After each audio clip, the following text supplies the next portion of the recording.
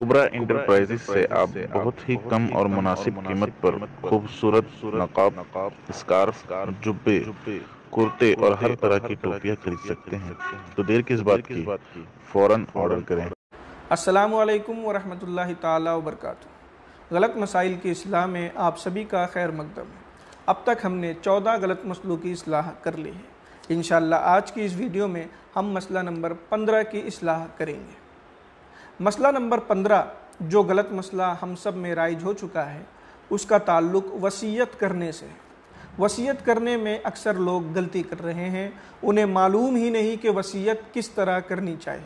वसीयत करने के सिलसिले में कई तरह की लोग गलतियां कर रहे हैं। मसलन बाज़ लोग तो अपनी पूरी जायदाद को वसीयत कर देते हैं कि मेरे मरने के बाद मेरी पूरी जायदाद से मस्जिद बना देना, मदरसा बना देना, ताकि मुझे सवाब पहुँचता रहे। इस तरह की वसीयत करना गलत है, क्योंकि इस्लाम ने सिर्फ़ 1/3 तिहाई हिस्से माल की वसीयत करने की इजाज़त दी है कि अगर कोई वसीयत करना चाहता है, किसी नेक काम में कोई अपना पैसा लगाना चाहता है, तो वो सिर्फ़ और सिर्फ 1/3 तिहाई हिस्सा यानी 33.33% पैसा ही वसीयत कर सकता है। उससे ज़्यादा की उसे इजाज़त नहीं है।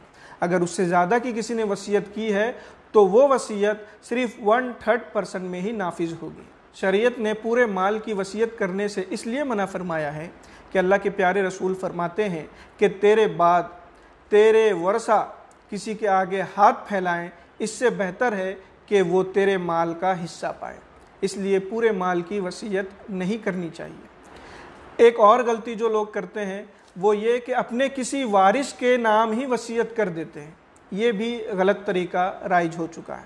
अपने किसी वारिस को वसीयत नहीं कर सकते।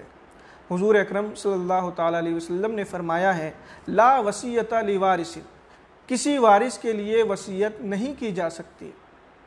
इसलिए अगर किसी ने अपने वारिस के लिए कोई वसीयत की है तो इस तरह की वसीयत भी नाफिज नहीं होगी।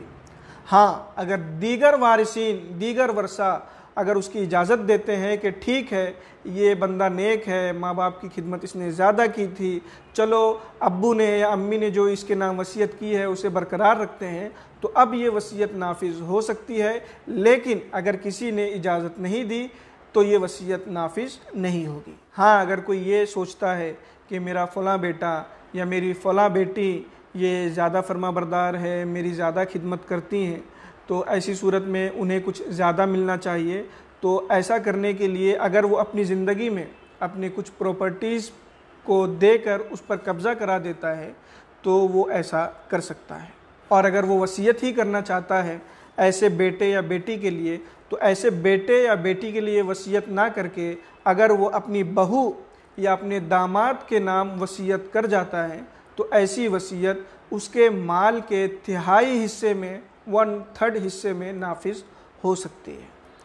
उम्मीद करता हूँ कि वसीयत के ताल्लुक़ से हम में जो गलतफ़हमी राइज हो चुकी है उसकी इस्लाह हो गई होगी। अस्सलामु अलैकुम वरहमतुल्लाहि ताला वबरकातुहू।